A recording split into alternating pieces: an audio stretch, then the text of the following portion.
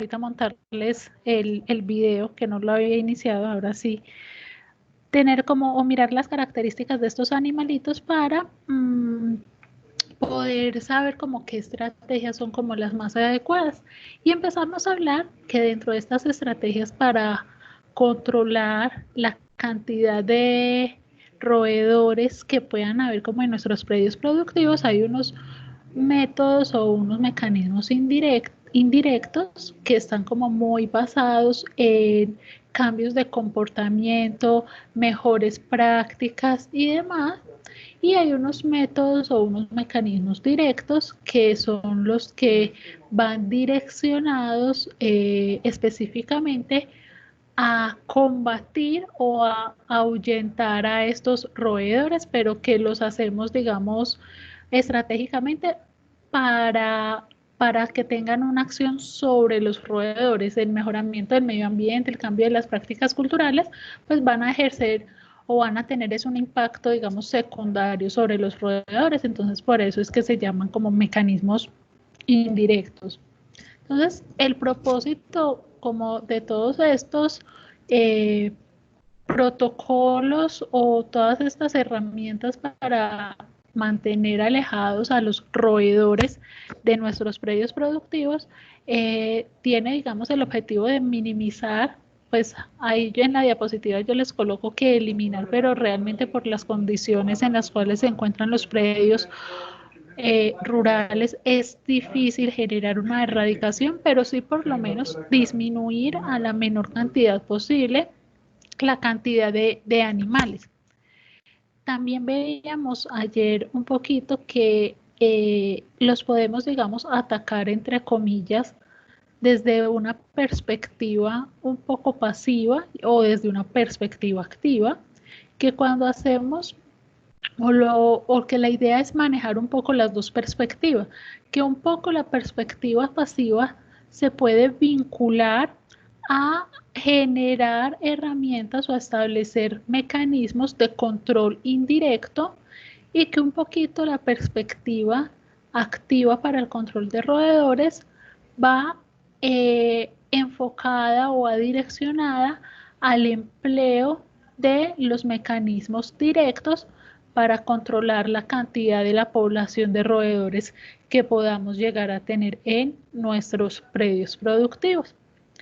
Y veíamos que, por ejemplo, dentro de la desratización pasiva o el control de roedores de manera pasiva, pues a veces se pueden utilizar también como controles biológicos y entonces ahí poníamos la presencia del gato, la presencia del búho, que por ejemplo los hablábamos ayer, pues que lo ideal no es sobre todo la presencia del gato ni nada de esto, pero pues en algunas condiciones pues a veces funciona, los gatos ferales pues todavía conservan su instinto, los gatos domésticos eso, ese instinto cazador ya se perdió, pero más allá de que hayan modificado su instinto cazador, también tener mucha precaución porque los gatos también son transmisores de muchas enfermedades. Entonces, si bien el empleo de estos otros animales a veces puede ayudarnos, hay que sopesarlo con las consecuencias o los impactos negativos que también estos animales pueden generarnos en nuestros predios productivos. Hablábamos también de otras estrategias como por ejemplo impedir o limitar el acceso de los roedores a los lugares donde generan o a los lugares donde pueden adquirir alimentos o donde pueden adquirir agua. Entonces hablábamos de estrategias muy sencillas como por ejemplo todo lo que sea alimentos, tenerlo solamente como en un lugar destinado para ello y no tenerlo, digamos, como en varios lugares, no tener una gran cantidad de almacenamiento o de alimento almacenado, porque no solamente implica tener que esos alimentos se vayan a pasar como de tiempo o que por humedades o por mal disposición del mismo alimento se pueda contaminar, sino que a mayor tiempo de almacenamiento pues le damos también mayor oportunidad a estos roedores que a través de su olfato pues logren detectar estos componentes. Entonces tratar de no tratar de no tener como mucho almacenaje o mucho alimento almacenado, ¿sí? Que sea como, o si tenemos alimento almacenado, que tenga, digamos, para un lapso de 15 días, pero no más de eso, porque puede conllevar, digamos, a problemas con estos animales. Hablábamos también de la limpieza luego de que se usen sobre todo los comederos en nuestros animales, que a veces es algo que olvidamos y que decimos, no, cuando se haga la desinfección, pero la idea es limpiarlos siempre que nuestros animales terminen el proceso de alimentación, siempre hay que quitar como todos los residuos para evitar que los roedores puedan, digamos, aparecer y generar, digamos, los lugares alejados para la disposición de los residuos o la disposición de las basuras, que estos lugares no vayan a quedar muy cerca de la infraestructura donde alojamos a nuestros animales, ni que vayan a quedar cerca, evidentemente, del lugar donde estamos almacenando nuestros alimentos. Y hablábamos también un poquito del agua, tener mucha precaución, sobre todo si tenemos agua almacenada como en estanques o en tanques, porque si no los tenemos como con tapas o bien cubiertos, pues las ratas o los roedores en general pueden consumir de esa agua, y digamos que no solamente los roedores, también otros vectores, pájaros y demás, y ellos también son diseminadores de muchas patologías. Entonces, repito, acá pues como que lo estoy centrando a roedores, pero eh, esto aplica como a todos aquellos animales, sobre todo aves, mosquitos y roedores que puedan tener acceso a esas fuentes hídricas y puedan fomentar la contaminación de esas aguas. Y hablábamos también un poco que no solamente por la saliva al momento de ingerir el agua, sino que también posiblemente no lo puedan contaminar depositando orinas o depositando heces en esas fuentes hídricas. Entonces hay que tener, digamos, esto en cuenta para tener esas fuentes de agua bien protegidas.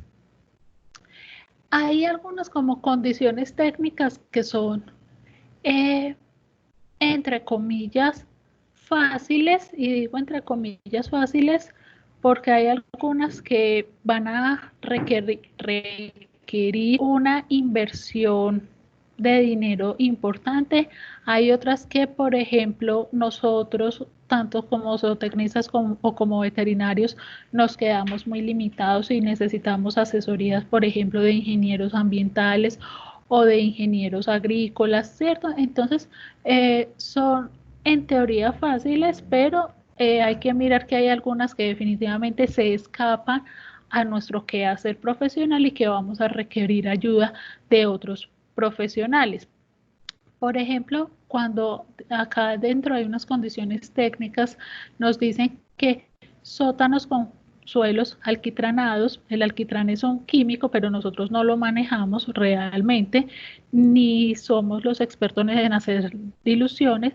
Ahí sobre todo, digamos que algunos ingenieros civiles, algunos ingenieros ambientales nos podrían sobre todo colaborar para poder saber realmente cómo es la preparación de esto. Como zootecnistas y como veterinarios no lo manejamos, pero sí hay otras estrategias que sí son como más fáciles y que no se necesita, digamos, ser un profesional para implementarlas, como por ejemplo esto de las ventanas y de los sótanos con cubiertas, sobre todo cuando estamos hablando de porcicultura o de avicultura, que los mantenemos como en galpones o en corrales, pues siempre asegurarnos, por ejemplo, de tener las cortinas, y que esas cortinas, si bien la idea es que permitan la aireación, pues la idea también es, sobre todo cuando no estamos pendientes de los animales, que usualmente es en las horas de las noches, pues que esas cortinas pues puedan bajarse o puedan cubrir como todos los espacios abiertos para impedir de manera física el ingreso de roedores. También está como todo el enmallado que uno hace como a los corrales y a los galpones, entonces tener como estas prácticas que son bastante sencillas, bien presentes y tenerlas presentes no solamente por el impacto o para evitar que nuestros animales se vayan o para evitar que nuestros animales se dispersen o para facilitar su manejo, sino también ser consciente que esas estrategias también van direccionadas a mitigar el impacto de los roedores o de las plagas en nuestras instalaciones productivas. Esto de las puertas revestidas en la parte inferior es un poco lo que hablábamos ayer y no solamente en la parte inferior, también ojalá en la parte superior, sobre todo teniendo en cuenta que hay roedores que sí pueden ser trepadores como el ratón doméstico o el ratón de barco. Entonces cuando hablamos que sean revestidas es que evitar, porque hay puertas, no sé si han visto que quedan como 5 o 6 centímetros de diferencia con el suelo y por ahí fácilmente puede pasar cualquier animal. Entonces, generar bien sea con metales o con, inclusive pues puede ser madera, pero hacerle un adecuado mantenimiento, ¿cierto? Para que no queden como estos espacios ni abajo ni arriba. Vuelve y juega para evitar o generar bloqueos físicos que estos roedores no puedan ingresar a los lugares del alimento y a los lugares donde están nuestros animales. Esto de los retretes con sifón, sobre todo, y los sumideros con tapa, sobre todo está muy enfocado a la parte de los aspectos sanitarios que usan los trabajadores, ¿cierto? Entonces, por ejemplo, que tanto el sanitario como los lavamanos, ¿cierto? Tengan como, eso es como, sí, la palabra es sifón, pero como estas rosquitas, sino que como el desagüe ahí todo público. ¿Por qué? Aunque esto yo creo que todos hemos visto, no, pues yo no sé si todos han visto videos que a uno le parecen cómicos, pero a veces salen como ratoncitos o pueden llegar a salir ratoncitos como por esas tuberías. Eso puede llegar a pasar. Entonces, la idea también como de esos sifones o de esas tapas es evitar que esos roedores puedan, digamos, penetrar a nuestras instalaciones a través como de las instalaciones sanitarias que podemos llegar a disponer para el uso de los trabajadores. Entonces, también eso es importante. Lo de los árboles, ya lo habíamos hablado un poco, sobre todo con las medidas de bioseguridad que nos exigen como para poder implementar nuestros predios productivos.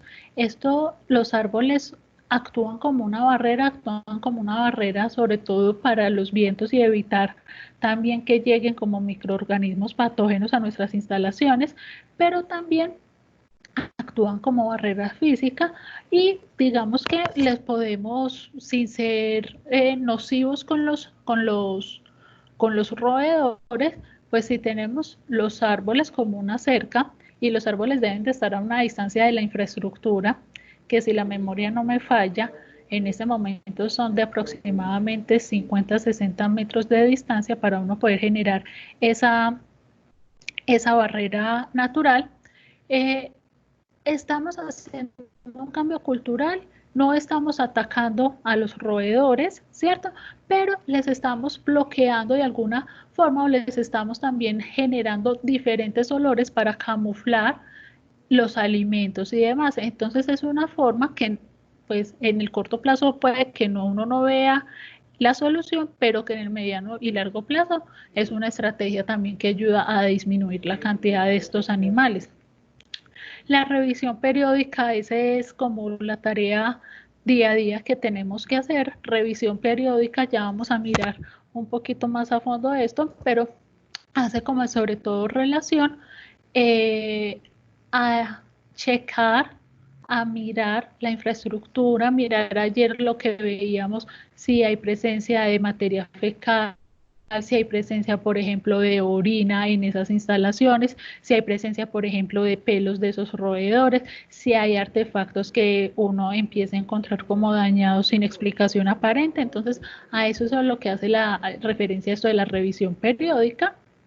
Proteger los desagües muy, digamos, muy en la línea de lo de los retretes y lo de los sumideros, proteger los desagües, que esté todo como tapado y que no tengan como posibilidad de meterse a nuestras instalaciones a través de esta ruta, y obviamente impedir la acumulación de elementos, de chatarras o de desperdicios, porque eso les va a favorecer lugares para crear los nidos, para crear, digamos, las madrigueras y para poderse ocultar. Entonces, evitar como toda esta acumulación de elementos para evitar que ellos encuentren un hogar propicio para la proliferación. Esta imagen yo se las coloco aquí, es un poquito o relacionado un poquito con como con los revestimientos y como con la parte de infraestructura. Esto no todas las granjas lo tienen, no tienen por qué tenerlo. Esto es una inversión que sobre todo se los menciono en caso de que sepan o que vayan a asistir como a alguna construcción como tal. Cuando se está construyendo, si se está construyendo pues con cemento o con algo, lo ideal es que se haga como una excavación que sea mínimo de 20-25 centímetros como de profundidad y rellenarlo como con concreto. ¿Y esa excavación para qué se hace? Porque las ratas pues pueden ingresar sobre todo de manera subterránea a las instalaciones. Entonces, ese muro de concreto que uno fija, pero bajo tierra, es para impedir el acceso a nivel subterráneo de estos animales. Entonces, no todas lo tienen, pues digamos que eso no es un requisito por ley que no lo vayan a exigir, pero que se puede hacer. ¿Cuál es el inconveniente? Que pues no es la opción más económica realmente que se tenga. Hay otros mecanismos que hay que tenerlos en cuenta y que son como los que denominamos un poquito los métodos activos. Y dentro de estos métodos activos que buscan literalmente atacar al roedor como tal, pues los más conocidos que tenemos son los mecanismos químicos y los mecanismos físicos, como las trampas, solo que las trampas, pues la verdad, la última trampa de ratón que yo vi fue hace como 25 años. ¿Y cuál es el problema de las trampas de ratones? Que capturan un ratoncito y pare de contar. Los químicos son más utilizados, los biológicos ya les voy a mostrar algunos ejemplos más allá del gato, solamente que como les decía ayer, los biológicos sobre todo se usan a nivel investigativo y ya les voy a mostrar como un ejemplo más palpable que no se recomendaría utilizar en la población porque nos puede generar mucho daño. Hasta ahí vamos claros. Sí, profe. Listo. Perfecto. Dentro de los mecanismos o dentro de los métodos mecánicos, digamos, uno de los más comunes son las trampas para ratones. Yo creo que todos hemos visto como a Tom y Jerry, que la típica trampa de ratones que le pone uno como, o le pone Tom el quesito para que Jerry vaya y se lo coma y la trampita ¡pum! Se alza para atraparlo por la colita, ¿cierto? Esas son como las típicas trampas que yo les decía. ¿Cuál es el problema? También mucho es que solamente me logran como capturar de uno, de dos. Eh, Otro problema, digamos, que tiene estas trampas es que hay que no necesariamente flamearlas, pues, o pasarles fuego, pero sí tienen como un olor diferente y no es como tan fácil que los roedores se arrimen a ella. Entonces hay que ponerles como el cebito y que usualmente entonces uno veía en las casas hace mucho tiempo que ponían el quesito, o ponerles el concentrado, ponerles algo muy llamativo ahí para que se acerquen. Pero como veíamos ayer, estos animalitos son como bastante inteligentes. Hay otras trampas que son como unas jaulitas y lo que hace es enjaular al roedor, pero vuelve y juega. Son, son mecanismos que son solamente para un individuo. ¿Qué pasa? Digamos, una ventaja que tienen estos tratamientos es lo que dice al final, es para captura de individuos vivos. Entonces, acá, ¿por qué les digo que eso es como una ventaja?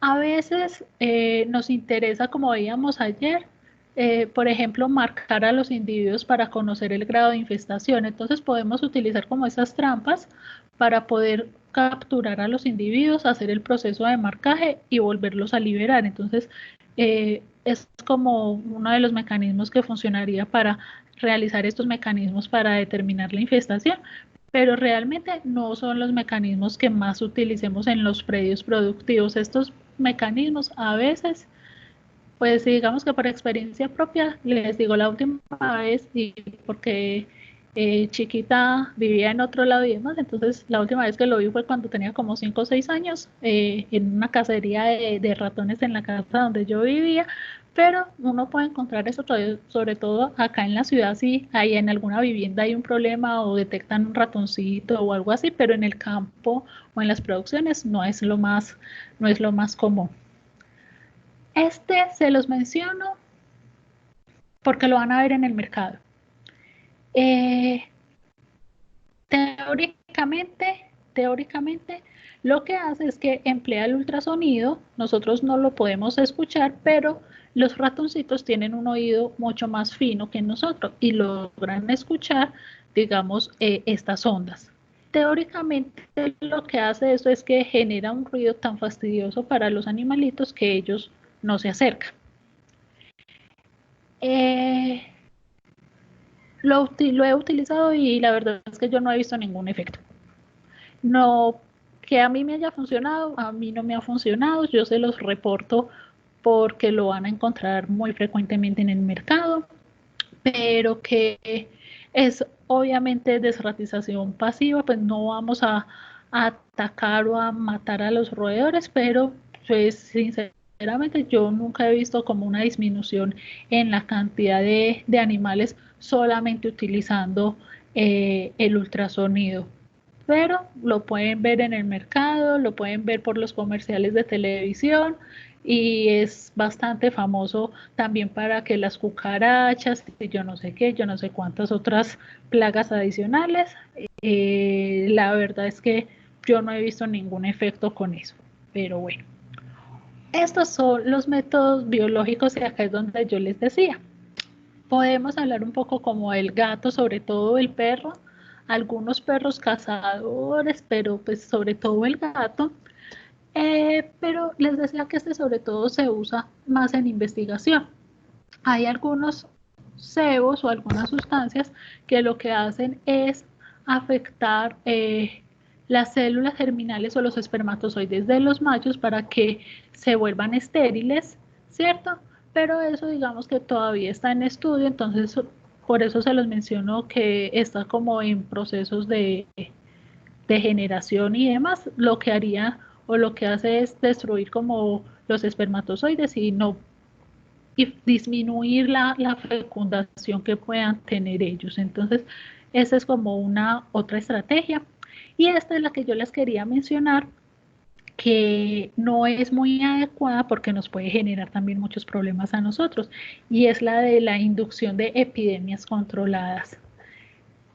Esto se hizo hace muchos años y hay un reporte que funcionó, pero pues digamos que los riesgos son mayores que los beneficios. Hay varios reportes que han hecho como esto en algunas granjas muy específicas, y es introducirle o generar la captura de estos individuos, de 2 o 3 individuos roedores en esos predios, y les inyectan, por ejemplo, salmonela, para que a ellos les dé salmonela y se mueran por salmonela. ¿Cuál es el problema grave y demás?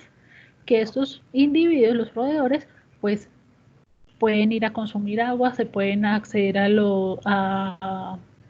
los alimentos, y no solamente puede que padezcan ellos la salmonela, también les podemos estar generando salmonela a los animales y nos podemos generar nosotros una infección por salmonelosis. Entonces, eh, no es tampoco la estrategia más adecuada, se las menciono porque digamos que en algunos casos la han utilizado, pero con fines más investigativos que con fines, digamos, productivos. Entonces, por eso les digo, no es la estrategia tampoco ideal, se las menciono porque yo sé que la van a ver por ahí reportada, pero no, repito, es más con fines investigativos, no es para que la utilicemos en nuestra práctica diaria. Y aquí empiezan también como unos amigos o unos elementos que nos ayudan a controlar la población de roedores de una manera más activa. Y estos elementos son como los métodos químicos, que dentro de estos métodos nosotros podemos tener varios grupos o varios agentes que podemos utilizar. Tenemos los repelentes, tenemos las fumigaciones, tenemos unos venenos que solamente con una dosis, digamos, los roedores mueren. Tenemos otros que necesitamos darle más dosis a los animales para que mueran. Pero esto de lo de muy sensibles y el adiestramiento va reflejado a cuándo utilizar alguno. Por ejemplo, los de venenos agudos, que ya vamos a ver como algunos ejemplos, matan al animal casi que de manera instantánea, y entonces el cadáver queda ahí a la vista. Y lo que hablábamos ayer, los animales, los roedores, generalmente se mantienen en grupos. Los roedores aprenden muy fácil, y al ellos ver que un animal muere o que un animal no regresa, pues ellos modifican su comportamiento. Entonces, digamos que son buenos. Algunas veces se utilizan cuando los crónicos, digamos, no han generado el impacto que uno desea, pero también tienen esa dificultad que hace que los animales aprendan y modifiquen también sus comportamientos. Entonces vamos a mirar como algunos como de los más importantes. ¿Qué es esta o qué quiero reflejar yo con esta diapositiva? Como lugares estratégicos donde se deberían de colocar estos elementos para control de los roedores en las tejas, y sobre todo que en las tejas a veces se nos olvida mucho, se nos olvida siempre el techo, como que no lo tenemos en cuenta, los tubos del desagüe, cajas, cajas, cuando yo hablo de cajas es poner lugares como con alimento mezclado con estos elementos para que ellos lo consuman. Y hay que tener cuidado con que estos lugares o donde depositemos estos medicamentos no vayan a ser de fácil acceso para otros animales, ni para los animales de producción, ni para los animales de compañía, ni para el personal que labore en esas instalaciones, especialmente si el personal tiene niños, porque los niños son bastante curiosos, los niños se meten todo a la boca. Entonces hay que ser extremadamente cuidadosos, sobre todo si en esos lugares habitan niños. Hay que educar a los niños y capacitarlos para hacerles entender que eso no se come, porque los niños todo lo que encuentren en el suelo, todo va directamente a la boca, y estos son venenos. Entonces, no es tan sencillo, o hay que tener una serie como de capacitaciones con ese personal para poderlos hacer entender de la dimensión del peligro que se está generando porque estos son productos tóxicos y nos pueden afectar también a nuestra salud. Hay, digamos que venenos sintéticos, es decir, que hay venenos que hacemos en los laboratorios, hay venenos naturales que provienen usualmente de las plantas y hay fumigantes que, por ejemplo, el cianuro, el monóxido de carbono, que son contaminantes usualmente, que no son difíciles de conseguir. Entre comillas, el cianuro está como prohibida toda su comercialización, pero en el mercado negro todo es posible. Y adicional que el cianuro, digamos que se prohibió, por lo menos en Colombia, su comercialización relativamente hace poco, pero todos esos elementos, pues yo no les voy a pedir que se me aprendan de memoria todos esos nombres, simplemente que sepan que hay algunos que vienen de hojas y que son un poco más naturales o que vienen de la flora de nuestras producciones y hay otros que sí son netamente creados en el laboratorio. ¿Qué pasa con los repelentes?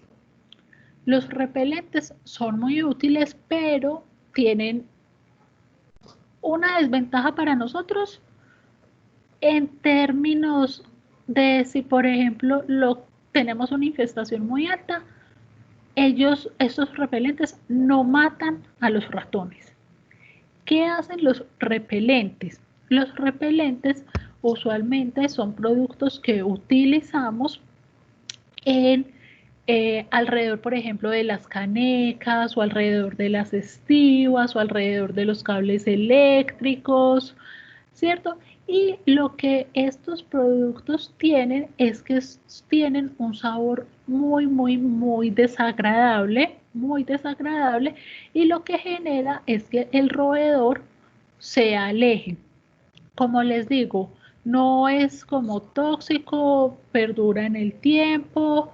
eh, Usualmente lo utilizamos sobre todo para proteger la infraestructura. Entonces, donde más nosotros empleamos esos repelentes son como en las canecas de los alimentos o alrededor de las canecas para evitar pues que ellos con sus dientecitos como que las vayan pelando, o las utilizamos en las puertas o ponemos o cubrimos por ejemplo las maderas con un poco de estas sustancias para evitar igual que los roedores vayan con sus dientecitos a afectar la infraestructura o en los cables que proporcionan la electricidad. Pero ser muy consciente de que con los repelentes realmente no es que vayamos a matar al roedor, vamos a proteger mucho nuestra infraestructura y sirven, sí, sí sirven y se protege mucho la infraestructura, entonces son bastante útiles. Ahí les pongo como algunos nombres que son el principio, digamos, activo que en cualquier, digamos, farmacia o en cualquier tienda agropecuaria uno lo podría llegar a encontrar. Entonces, les repito, yo pues los nombres no se los voy a preguntar, pues yo nunca les pregunto como nombres de principios activos y eso, aunque a veces se los coloco para que los vayan teniendo pues ahí en cuenta. Los fumigantes son Profe, muy efectivos. Hola. de esos químicos, pues sí, esos químicos que se le echan a los ratones, ¿cuál de esos es más efectivo, pero que el animal no quede pues ahí eh, donde no lo vean los otros? ¿Sí me entiende? Para que como ellos tienen tan buena memoria, no puedan seguir comiendo, porque es que yo, por ejemplo, en la finca, yo utilicé este veneno de la papa y me Sí, tocó, pues no me acuerdo cómo es el nombre, me tocaba camuflarlo con cuido y ellos sí comían ahí, pero ellos no morían instantáneamente, sino que cuando ya se iban, ya morían por morían. allá. Uh-huh. Entonces, Usualmente esos son, digamos que los raticidas crónicos o los de dosis múltiple, que lo que hacen, digamos que por eso me adelanté hasta acá, es generalmente ellos se van y producen la muerte al tiempo, 5 o 7 días después, y las ratas muertas, digamos, no son visibles para nosotros y no generan como tanta predisposición, y por eso yo puse ahí esa palabra que la busqué en el diccionario y todo, me pareció súper sofisticada para aprendérmela, no existe reticencia, es decir, no genera desconfianza en las ratas. Eso es todo lo que quiere decir esa palabra. Y es de los más utilizados. Estos crónicos de dosis múltiples tienen, digamos, muchas ventajas. Por ejemplo, y es que, por ejemplo, existen antídotos, y esto es una gran ventaja, sobre todo si se la consume un niño o se la consume un perro o un gato, ¿cierto? O uno mismo lo ingiere, tiene esa como gran ventaja. Entonces hay que tener cuidado. Mucho, hay que tener muchísimo cuidado. Entonces, lo más probable es que hayas usado, digamos, como uno de estos raticidas crónicos, y realmente estos son como los que más utilizamos. La gente muchas veces dice, pero es que no vemos los animales muertos, si murieron o no murieron. Eh, son efectivos, solamente que los cadáveres no los vamos a ver, y a nosotros, digamos, también nos interesa no verlos por lo mismo, por lo que tú estabas mencionando. Si los animales o los roedores ven esos cadáveres y, digamos, logran asociar el consumo con la muerte, no van a volver a consumir. Entonces, estos raticidas crónicos nos dan, digamos, esa opción. El más común, y digamos que hay muchos productos a base, pero el más común que se utiliza es la warfarina, que es un anticoagulante, y lo que va a generar es como un desangramiento de esos animales en ese lapso de tiempo. Entonces, eh, hay que también tener en cuenta, y la muerte realmente no es una muerte que no sea, digamos, muy, pues un buen morir para estos animales, porque lo que genera es una anticoagulación. Los animales empiezan a generar como a sangrar o a un sangrado interno, y se van a morir como en ese lapso. Entonces, la muerte realmente no es que sea como tan bonita, pero es de los que nosotros más utilizamos. Entonces, lo más probable es, o lo mejor que uno recomienda es utilizar esos eh, productos de dosis múltiples, porque son, dentro de todos, los más seguros, los que tienen también unos antídotos, y podemos acceder por el tiempo más fácilmente a ellos. Entonces, esos son los que nosotros en nuestras producciones realmente más utilizamos. Y hay que tener y advertirle mucho al productor que lo más probable es que no vaya a encontrar el cadáver, y que si encuentra los cadáveres los vaya a encontrar en las madrigueras, digamos que en las pasturas, ¿cierto? Entonces, tener en cuenta eso. ¿Qué más es importante tener en cuenta antes de continuar con esto de los fumigantes? Si se encuentran esos cadáveres, y hay que tener mucha precaución con estos, sobre todo, repito, gatos, animales de compañía. Digamos que los niños, pues cuando ven un ratón muerto, pues eso sí, como por instinto no se lo meten a la boca, pero los animales sí. Tener mucha precaución con estos animales. Usualmente son animales que se van entonces a deprimir, pero la ventaja, tienen antídoto. El antídoto, digamos, son factores que les ayuden o que les fomenten la coagulación a estos animales, pero siempre ser súper claro con los productores de que durante esa semana usualmente tienen que vigilar mucho a esos animales de compañía para no generar impactos negativos en ellos. Entonces, eso sí es de decírselo pues muy directamente. Durante esta semana, si ustedes tienen acá animales de compañía, con 1000 ojos sobre esos animales para evitar algún tipo de accidente. Con los fumigantes, volviendo acá a esta partecita, son, son muy útiles, pero tienen grandes problemas. ¿Cuáles son los grandes problemas que tienen? Es que son muy tóxicos para nosotros también como seres humanos. Entonces, no son, digamos, los que en nuestra cotidianidad utilicemos. No sé, inclusive si ustedes se dan cuenta, cuando a las propiedades o a las casas llamamos a compañías para que nos hagan las fumigaciones, usualmente para cucarachas y todos estos otros animales, también siempre nos hacen la advertencia. Ya, por ejemplo, no tienen tantos olores, ya los han ido modificando. Anteriormente sí tenían olores bastante irritantes, entonces era uno casi que todo un día o 2 días con todas las ventanas abiertas, porque si no uno se ahogaba. Ya al menos ya no tienen esos olores, pero siempre nos dicen, tengan cuidado con los niños, laven todo antes de consumir algún alimento y demás, porque pueden llegar a ser bastante tóxicos para nosotros. Entonces, siempre igual cuando, por ejemplo, llegan las empresas a fumigar nuestras casas, también nos dan como esas mismas recomendaciones. Ahora, si los vamos a hacer en nuestros predios productivos, hay que tener mucho más cuidado, porque nuestros predios productivos, pues, uno en la casa puede sacar al niño, puede sacar al perro, al gato, inclusive en una jaulita, y quedarse con ellos por fuera media, 2 horas. Pero en nuestros predios productivos nosotros no podemos sacar ni a nuestros lechones ni a nuestras gallinas de sus estancias. Entonces, digamos que estos fumigantes se utilizan sobre todo en el momento que hay una despoblación. Es decir, por ejemplo, cuando cumplieron las semanas productivas las gallinas y se va a hacer un recambio poblacional, aprovechamos ese momento que no hay animales y fumigamos todo. En esos momentos es donde se hacen.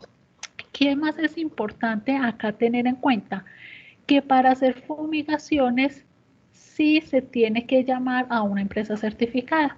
Esa es, digamos, otra de las limitaciones que a nosotros un poco nos restringe. ¿Por qué tiene que ser una empresa certificada? Por lo mismo, porque son bastante tóxicos, entonces tienen que tener una indumentaria especial, sobre todo con la mascarilla, para evitar que esos productos pues generen daño en la persona que lo está aplicando. Entonces, ¿hacemos fumigaciones? Sí, algunas producciones hacen fumigaciones, sí, pero sobre todo cuando se hace la despoblación, cuando no hay animales presentes. Entonces se procuran o se cuadran o se sincroniza o se hace como toda la planeación para hacer estas fumigaciones con cuando hacen recambio o cuando cambian pues de lugar de ubicación nuestros animales. Y en por lo menos en el oriente cercano, y también sé que en el nordeste y pues lo que pasa es que yo en el Urabá realmente poco a poco, pero en el resto de las regiones hay varias empresas que generan este servicio y realmente no es costoso. Entonces, algo que a nosotros siempre nos interesa es el costo. Realmente son precios dentro de todo asequibles para pequeños, para medianos y para grandes productores. Entonces, hay como tenerlo en cuenta. Pero aquí sí, como la recomendación es que este sí no lo puede hacer el trabajador como de la finca común y corriente, porque sí son bastante tóxicos para los seres humanos y para los animales. Entonces, se hacen en tiempos específicos y con empresas certificadas. Entonces, eso es como lo que hay que tener en cuenta. ¿Es efectivo? Sí, es muy efectivo. Las fumigaciones son bastante efectivas, eh, pero igual no son las que utilizamos rutinariamente. Estos son muchos de los nombres o de los principios activos que estas empresas emplean, ¿cierto? Vuelve y juega. Miren que o los dos que les tengo al principio son como los dos más comunes. El cianuro de hidrógeno, monóxido de carbono, son gases, pero el cianuro, aunque acá digamos está en su forma gaseosa, pues todos hemos escuchado como todas las envenenamientos que el año pasado o antepasado hubo acá en Colombia con este producto, y este producto pues es altamente letal. Entonces por eso digamos todas las precauciones que se deben de tener. Los raticidas agudos son muy buenos, pero no son los de primera elección. ¿Qué pasa? Son muy buenos en el sentido de que son muy efectivos, es decir, el roedor muere. ¿Cuáles son digamos un poco las desventajas que tiene? Que los de dosis única cuando el animal lo ingiere, usualmente va a morir muy rápidamente y va a generar como ese aprendizaje en los demás congéneres. Entonces, logramos matar 2 que 3, pero el resto puede modificar sus hábitos. ¿En cuáles, digamos, en cuáles casos utilizamos de manera, entre comillas, rutinaria estos raticidas de dosis únicas? Sobre todo cuando infortunadamente, porque no se consumen todas las dosis o por algún otro factor, los raticidas crónicos o los raticidas multidosis no generan el efecto y se empiezan como a volver resistente. No es lo más usual, no es lo más típico, pero se puede presentar. Entonces, cuando vemos que pese a el uso de raticidas crónicos no se, o múltiples, de dosis múltiples, no se ha disminuido, digamos que empezamos a emplear estos raticidas de dosis única. Hay que también tener en cuenta que estos pueden ser o son tóxicos para el ser humano y para los otros animales. Entonces, estos, por ser, digamos, de acción tan rápida, son mucho más problemáticos, sobre todo si lo consume un niño o si lo consume un perro o si lo consume un gato, porque nos da menos tiempo de actuación. Ahora, también es cierto que la dosis que se utiliza para matar a un ratón no es la misma dosis pues para matar a un gato, pero o para matar a un niño, digamos que por tamaño y por composición, digamos, nos da tiempo de ir al hospital, pero obviamente es lo que menos queremos. Entonces hay que tener bastante precaución, sobre todo, insisto, población infantil es muy susceptible a ingerir este tipo de productos, entonces hay que hacer una fuerte capacitación antes de aplicar estos productos y hacer una concienciación de que los niños realmente no vayan a tener como ninguna probabilidad de estar cerca de estos productos, porque sí pueden ocurrir accidentes y accidentes, digamos, serios. Hay algo, digamos que con algunos, sobre todo el Castrix y el fosfuro de zinc, esto se los menciono porque esos, digamos, principios activos no tienen antídoto. Entonces, si por ejemplo nos llega a pasar un accidente, pues básicamente ir al médico, le pondrán hidratación y esperar que el niño o que el animal, si es en caso de un animal, pues que el médico veterinario le pone hidratación y esperar que el animal salga por sí solo, porque no tienen un antídoto. Entonces, por eso les menciono como esos dos principios activos que serían como los más problemáticos.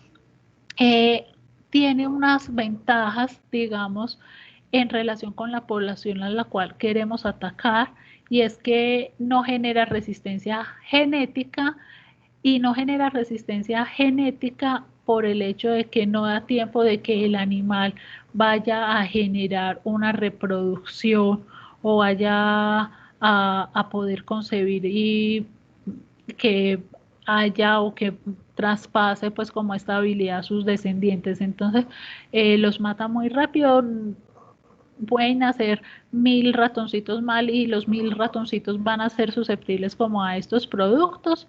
Eh, no dice que no es necesario el precebo para superar la desconfianza y asegurar la ingestión. Esto es sobre todo en algunos productos. Cuando hablamos de que no es necesario el precebo, algunos productos, sobre todo digamos la estricnina, que es como el más utilizado realmente, que también es un anticoagulante, pero un anticoagulante que actúa muy rápidamente, eh, no tienen mal sabor, no tienen mal sabor. Realmente uno usualmente lo mezcla con concentrado, lo mezcla con alguna otra cosita para terminar de camuflarlo, pero no es un sabor que, digamos, por sí solo a ellos les vaya a desagradar. Entonces, digamos, eso es un pro en estos productos. Usualmente encontramos los animalitos como aparecen en esas fotos, encontramos los cadáveres muy cerca al lugar donde consumieron su último alimento.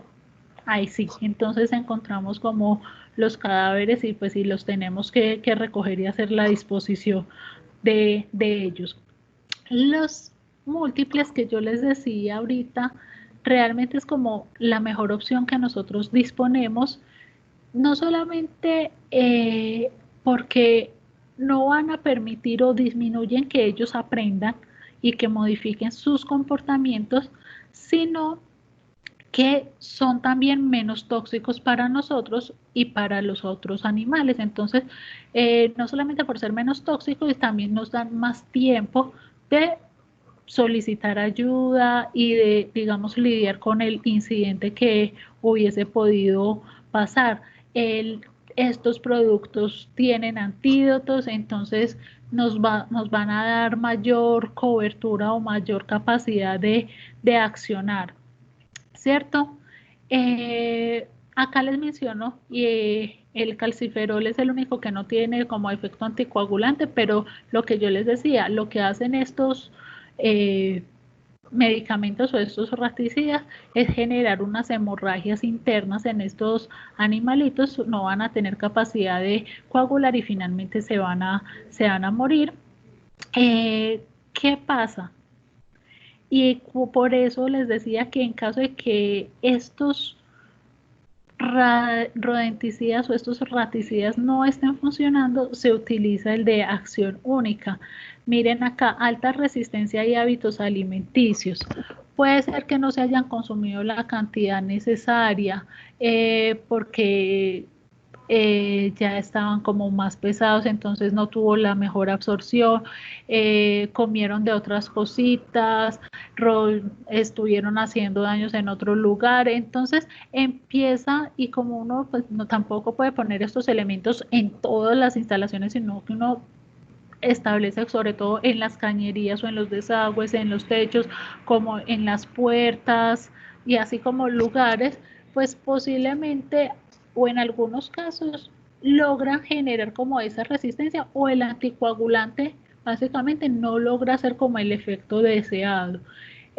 No siempre sucede, digamos que eso no es lo típico que suceda, pero cuando llega a suceder esto y vemos que no ha sido efectivo, en ese caso es cuando entonces aplicamos los raticidas agudos o de dosis única. Entonces, lo general y lo que más utilizamos son estos de dosis múltiples, el más común y el que más se utiliza o el principio activo como que más vamos a encontrar en los productos comerciales es que están hechos a base de warfarina, que es un anticoagulante, ese es como el más común y lo que va a generar es una mortalidad no visible para nosotros de estos individuos. Entonces, hay como tenerlo presente. ¿Qué pasa o qué también es importante acá? O ratificar o volver a hacer como mucho hincapié en que un programa de control de roedores no solamente va a ser efectivo si lo atacamos de manera activa. La manera activa va a ser muy efectiva en el corto plazo, muy efectiva en el corto plazo. Pero si queremos mantener nuestras instalaciones con muy baja carga de roedores, siempre tenemos que hacer el vínculo del manejo activo con el manejo pasivo de estas enfermedades, que dentro de esas prácticas de la prevención o del control pasivo está la inspección, está generar los hábitos de higiene, los hábitos de limpieza y la reducción de la población, digamos que está muy enfocada a esa parte activa y ofensiva que nosotros generamos. Fundamental, determinar el alcance del problema. ¿Cómo así que determinar el alcance del problema? Acaba muy ligado a poder determinar el grado de infestación. si es una alta infestación, si es una moderada infestación o si es una baja infestación, ¿cierto? Para poder, por ejemplo, si es una alta infestación, indudablemente vamos a tener que recurrir a la ayuda activa y generar mortalidad. Si es una baja infestación, digamos, podemos ser más amigables también con este grupo poblacional y recurrir a alternativas pasivas, ¿cierto? Yo soy muy insistente con eso porque igual son un grupo, son seres vivos que a nivel productivo no nos interesa, pero que ayudan también con otras partes del ecosistema, con otros individuos, ¿cierto? Entonces hay que manejar también como esa parte. Entonces, si es una baja infestación, a lo mejor empezar con unas estrategias pasivas, ¿cierto? Determinar la especie involucrada, que usualmente en nuestros lugares de producción, generalmente tenemos la rata común o el ratus ratus y el ratón de barco. Esos son como, porque el ratón doméstico pues es más citadino usualmente, pero digamos que en nuestros predios productivos los más típicos son la rata y el ratón de barco, y es importante determinar si están los dos, que pueden confluir los dos sin ningún problema, o si hay predominio de alguna de estas dos especies. ¿Por qué? Sobre todo para poder implementar, si es el caso de dentro de las estrategias activas, poder saber dónde se implementan o dónde se colocan estos venenos. Si sabemos o logramos determinar que son sobre todo ratus ratus, pues recordar que ellos no logran trepar, entonces nuestros venenos van a estar más bien esparcidos a nivel de suelo o nuestras trampas, mientras que si hay ratón de barco, que ellos son absolutamente trepadores, entonces vamos a preferir, digamos, localizar estos mecanismos de control en lugares que no estén a nivel de piso, y que si es una o que se hay involucrado ambas especies, pues que vamos a tener que cubrir como todas las áreas de la instalación. Entonces, para eso es importante determinar esta especie involucrada, los factores y las condiciones que contribuyen a su desarrollo. Fundamental, y acá me voy a devolver un poquito a esta, espérenme, a estas diapositivas que es de bioseguridad, acá, a estas diapositivas.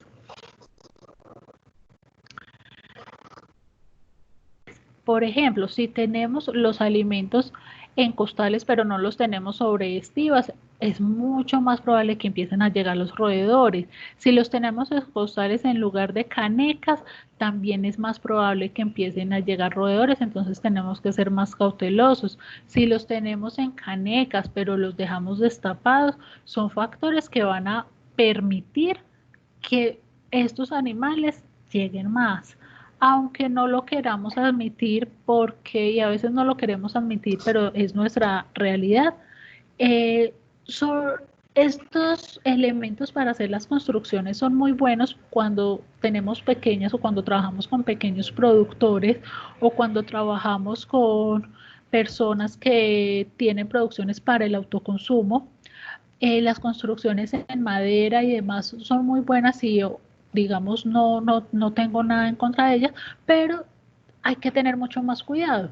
¿Por qué? Porque son elementos que favorecen o que estos animales están familiarizados con, que les gusta roer, que favorecen que ellos dañen, a diferencia, por ejemplo, de algo en cemento. ¿Qué pasa? Nuestra población o muchos de nuestros productores no tienen instalaciones y granjas en cementos porque es mucho más costoso. Entonces, si las instalaciones son como en productos orgánicos, en maderas y demás, tener en cuenta que tenemos que estar o tenemos que hacer una inspección mucho más rigurosa porque son productos que son fácilmente dañables o que son de mucha palatabilidad y de mucho gusto por parte de estos roedores. Entonces, por eso me quería como devolver a estas diapositivas. Mirar y acá tener en cuenta, por ejemplo, recordar estos o la parte como del mantenimiento de la infraestructura, que estos orificios que acá en el techo, por ejemplo, quedan, que no son como las ventilaciones que están acá en la parte de arriba, que son necesarias pues para pasar el aire, sino que son daños que se van presentando en la infraestructura. Por ahí son factores fundamentales que van a permitir la generación de nidos de estos animales. Entonces, es recordar siempre que estemos visitando los animales, es visitando también esa infraestructura, mirando qué esa infraestructura podemos hacer o podemos corregir, que esa infraestructura necesita realizarse reparaciones, porque si una infraestructura no se repara, es algo o es uno de los inicios por los cuales empiezan a llegar estos animales. Entonces no tienen que ser cosas costosas, no tienen que ser soluciones costosas, pero sí es cuestión de ponerle cuidado, que la cuestión pues como de la humedad o las goteras, pues reparar como la tejita, mover las tejitas y volverlas a organizar, a veces no requiere tanto dinero, pero requiere de tiempo y requiere de dedicación por parte de nosotros de realizar una buena observación de esas instalaciones para poder hacer el adecuado asesoramiento. Entonces, por eso me quería devolver a esas diapositivas. Denme un segundo. Regreso aquí. Entonces, a eso es lo que hace relación con eso de los factores y condiciones que pueden contribuir a que estos roedores proliferen. ¿Qué más es importante y a qué hace esto del equipo adecuado y el protocolo estándar? Usualmente el equipo adecuado hace relación a que en lo posible, pues como zootecnistas, pues poder brindarle la orientación y poderle brindar como los argumentos y generarle el protocolo, y ahí pues es donde el protocolo estándar a los productores. Un protocolo estándar que debe tener mínimamente las normas de bioseguridad que hemos visto. Entonces nosotros debemos estar en la capacidad de decirle si sus instalaciones son de 1,80, 1,70, las puertas deben de ser de ese largo para evitar que quede lugares en el piso de fácil acceso o lugares en el techo. Nosotros cuando decimos el protocolo estándar no es decirle o no es, digamos, tener presente una vez al año vamos a llamar a una empresa. Eso lo hacen las grandes empresas. Los pequeños productores usualmente no generan llamados a empresa. Entonces, es enseñarles, por ejemplo, cuándo es que ellos pueden estar susceptibles de estos animales. Es generar, por ejemplo, cuando vayamos a utilizar estos químicos, es cómo vamos a capacitar al personal. ¿Cómo vamos a capacitar a los niños? ¿Cómo vamos a proteger a los animales de compañía? Entonces, en ese protocolo tiene que estar escrito: los animales de compañía durante el proceso de desratización no deben acercarse a esto, y se va a garantizar que esos animales tengan su trailla o tengan su collar, o se van a quedar encerrados en la casa del cuidador, o mirar la estrategia que se va a implementar. Entonces, cuando hablo de ese protocolo estándar, es eso, poder señalarle y poder tener la capacidad de decirle a los productores cómo se utilizan estos productos. Se tienen que utilizar cada 2 meses, cada 3 meses, cada 6 meses, cada año, depende. Lo usual, lo que hacemos generalmente es hacer, si no vemos como signos de infestación ni demás, es decir, no hay daños, no hay como materia fecal, no hay humedales, no hay orina, no hemos visualizado animales, lo que hacemos generalmente es cada 6 meses hacer como un control y ponerles como algunas trampas, o ponerle los venenos si es que estamos utilizando los venenos, o si queremos ser más conservadores, poner trampas para estos animales, y lo podemos hacer cada 6 meses. Si tenemos como algún grado de infestación, empezamos o hacemos unos protocolos de cada 3 cada 4 meses, ¿cierto? Hasta, digamos, ir disminuyendo. Como les digo, disminuirlos como en su totalidad va a ser, o es una misión casi que imposible, pero sí disminuir la cantidad, por lo menos, que no vaya a ser muy dañina para la economía de nosotros. En esto de la inspección, fundamental, las grietas. Las grietas a veces se nos pasan desapercibidas, y tanto grietas en maderas como grietas en cemento son lugares que pueden empezar a dar origen a formación de nidos, sobre todo cuando estas grietas se hacen o muy abajo, muy a nivel de suelo, o muy a nivel del techo, ¿cierto? Entonces, tener mucho cuidado como con estas grietas. ¿Qué más es importante?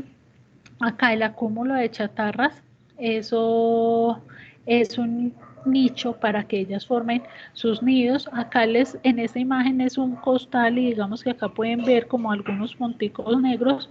Eso es la materia fecal de los roedores. Entonces siempre estar chequeando que en nuestros alimentos no vayamos a tener presencia de esa materia fecal. Usualmente cuando ellos comen, rápidamente hacen también deposiciones. Entonces, si hay roedores, usualmente en los alimentos vamos a encontrar alrededor materia fecal. Entonces, estar siempre chequeando como todo esto. En relación con las zonas verdes, mantenerlas pulidas, es decir, mantenerlas organizadas. Todo lo que genere desorden genera a espacios propicios para nidos. Entonces, si dejamos enmalezar las zonas verdes, denme 2 segundos.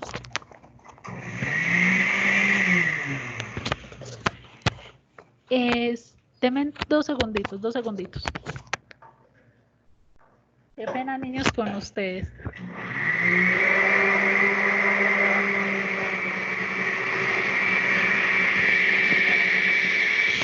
Listo.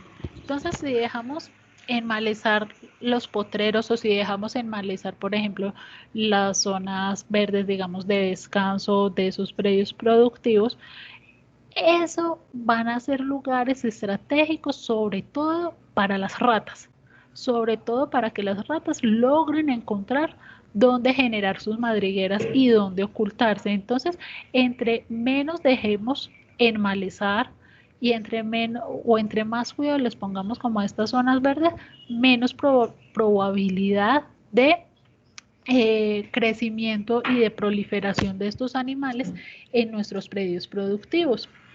Las ventanas rotas, sobre todo cuando tenemos el cuarto de alimentos separado, y evidentemente, digamos que en Santa Inés, la memoria me falla, ya como que no me acuerdo casi de Santa Inés, pero en Santa Inés, como estaban haciendo muchas reparaciones, pero había como algunos cuartos que tenían como unas ventanas. Si alguna de esas ventanas se llega a romper, que pues el vidrio fácilmente se puede quebrar, y sobre todo se empiezan a quebrar como por las orillitas de los bordes, y a veces no les paramos bolas, por ahí, por cualquier rinconcito, el cuerpo de los roedores es muy flexible, y por cualquier rinconcito ellos son capaces de ir penetrando a esas instalaciones. Entonces, si hay ventanas y vemos que también se están agrietando, o que por los bordes se empiezan a romper, pues si no tenemos, digamos, un presupuesto para empezarlas a cambiar, pues tomar como otras alternativas mientras se hacen las reparaciones, y ponerles, digamos que cortinas, o pues cuando hablo de cortinas no es la cortina decorativa, sino la cortina, por ejemplo, que utilizamos para la ventilación, para que cubra como toda la ventana, ¿cierto? Para evitar que estos animales, para evitar que estos animales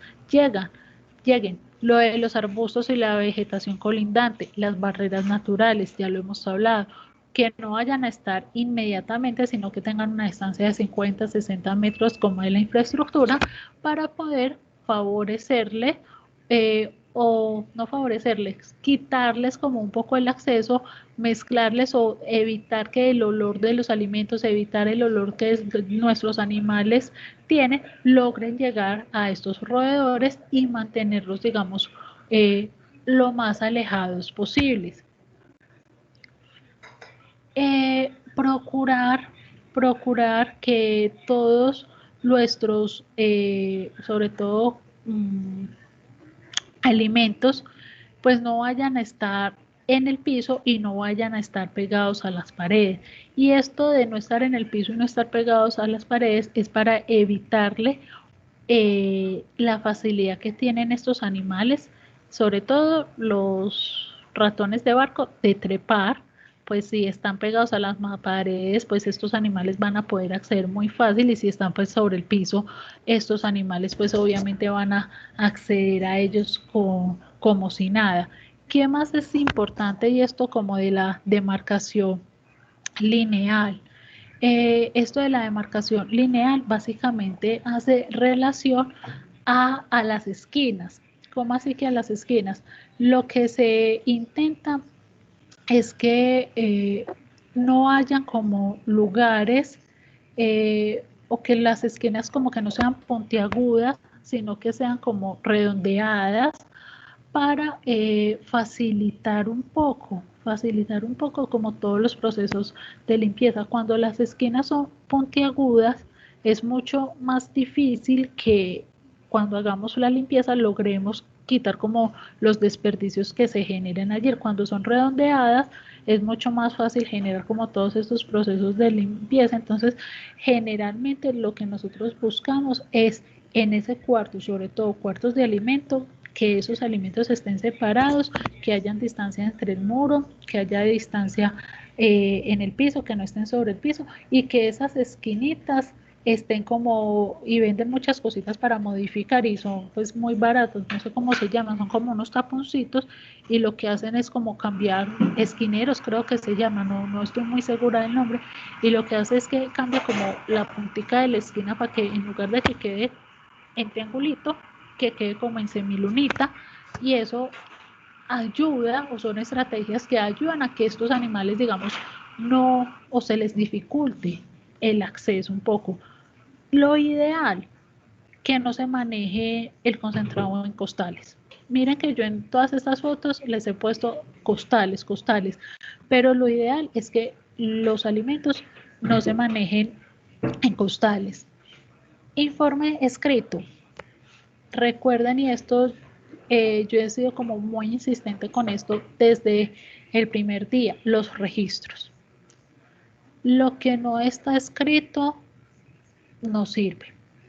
Si usted puso una trampa, utilizó un veneno de dosis única o utilizó un veneno de dosis múltiple, está utilizando el ultrasonido, cualquier aspecto que esté modificando, generó una limpieza, hizo un sembrado de arbustos como barrera natural, compró el alimento en alguna casa comercial, todo, absolutamente todo tiene que ir escrito, porque si no está escrito no vamos a poder establecer cuáles fueron las posibles rutas de llegada de esos roedores, no vamos a poder establecer si están siendo efectivas esas medidas que estamos tomando o no están siendo efectivas esas medidas, no vamos a poder establecer planes de mejoramiento. Entonces, todo, absolutamente todo tiene que estar escrito. Se quebró el vidrio, tiene una fisura, se quebró el vidrio y tiene una fisura, tiene que estar escrito. Entonces muchas veces los registros se nos quedan, y digo muchas veces cuando en teoría llevamos registros, se nos quedan muchas veces en la parte productiva y reproductiva, que es fundamental, obviamente, y en la parte de medidas sanitarias sobre el animal directamente, es decir, se aplicó esta vitamina, se aplicó esta vacuna, se aplicó este desparasitante y los anotamos, pero se nos olvida que para poder que nuestro predio productivo realmente sea productivo, todo tiene que estar anotado, y el todo tiene que estar anotado incluye la parte de la infraestructura. Se dañó esta ventana, se dañó este control, se encontró esta humedad y hay que reparar el tejado, se reparó el tejado, se quitó la humedad, se compró este rodenticida, se suministró este rodenticida, se puso esta trampa, todo tiene que estar anotado para poderle hacer seguimiento. Si no lo tenemos escrito, nos preguntan en 2 meses cómo ha evolucionado y no vamos a tener cómo demostrar si la situación ha mejorado o si la situación ha empeorado. De los cebos o en relación, digamos, un poquito como a los cebos, usualmente los podemos conseguir como en cualquier casa agropecuaria y estos, digamos, están autorizados por el ICA. Entonces es importante que cuando vamos a comparar como no solamente pues cebos, sino estos rodenticidas, que nos aseguremos de que los compramos o los consigamos como en un lugar apto, llámese tienda agropecuaria o llámese como un supermercado, pero en un lugar confiable. Y también fundamental como protegerlos del clima. ¿Por qué protegerlos del clima? Porque, por ejemplo, muchos de estos productos vienen como en pequeñas capsulitas que asimilan a ser concentrados, ¿cierto? Entonces, si no los protegemos, por ejemplo, del clima y cae una lluvia muy grande, pues me los va a deshacer y ya, digamos, el principio activo no va a ser tan eficiente. Entonces hay que protegerlos sobre todo como a estas lluvias o del sol de manera directa que me puede llegar a inactivar alguno de los componentes químicos que tienen. Entonces eso como tenerlo ahí presente, que por eso también se suelen meter o entre el tejado o en los, digamos, desagües o en unas tuberías, ¿cierto? Para que no les vaya a dar como el sol, para que estén también como protegidos de esas lluvias. Esto de tener pues como cuidado de evitar el acceso de animales y personas, fundamental, sobre todo si estamos hablando de la parte o de los componentes químicos, para evitar como algún accidente. No sobra recordarles pues que la mayoría sí tienen antídotos, pero evidentemente no queremos pues que se presente como ningún incidente. Las medidas preventivas, recordar, las medidas activas son fundamentales, en el corto plazo son muy efectivas, pero en el largo plazo es o depende mucho de las medidas pasivas, de las buenas prácticas pecuarias que nosotros podamos tener en nuestras instalaciones. Esto de las estrategias de control es lo que vamos a empezar a mirar la semana entrante, que son estrategias que nos van a servir para visualizar un poco como zootecnistas, cómo podemos nosotros evitar que muchas o que algunas de esas enfermedades de los animales puedan llegar también a los seres humanos. Entonces vamos a mirar como algunas de esas estrategias de control, que una o digamos de las más importantes que tenemos es la vigilancia epidemiológica. ¿Qué es eso de vigilancia epidemiológica? ¿Cómo se hace o a qué hace relación esto de vigilancia epidemiológica? Entonces, la semana entrante vamos a estar como mirando esta parte. Espérenme, yo me fijo que en el chat hay como algo copiado que no había visto. Profe, que a HP se le cayó el internet para que sepa y por eso no está conectado. Pues lo vi como una hora después, pero bueno, no importa. Yo igual ahorita les envío el enlace. ¿Cómo? Sí, vio el mensaje un poquito tarde, pero bueno, ya supo. Sí, ya supe, qué pena ahí, José, que no lo vi ahorita, pero bueno, que no se preocupe, que yo ahorita les monto pues también como el enlace de la clase, pues entonces pues que la puede visualizar en otro momento, que no hay pues como problema por eso. Niños, preguntas, inquietudes hasta el momento. Profe, no, todo claro hasta ahora, profe. Todo bien, profesor. Listo, entonces nada, Dios mediante, nos vemos el otro martes. Desearles dentro de lo que se puede, una muy buena semana y un muy buen fin de semana. Saben que si tienen alguna duda, si les surge alguna inquietud, me pueden contactar. Tienen mi correo, tienen el teléfono celular, en lo que les pueda colaborar con el mayor de los gustos. Listo, profe, muchísimas gracias. Con mucho gusto, niños, se me cuidan mucho. Profe. Con mucho gusto. Igualmente, profe, Feliz día. gracias. No, feliz Lo semana. mismo, feliz día. Gracias, profe. Hasta luego. Chao.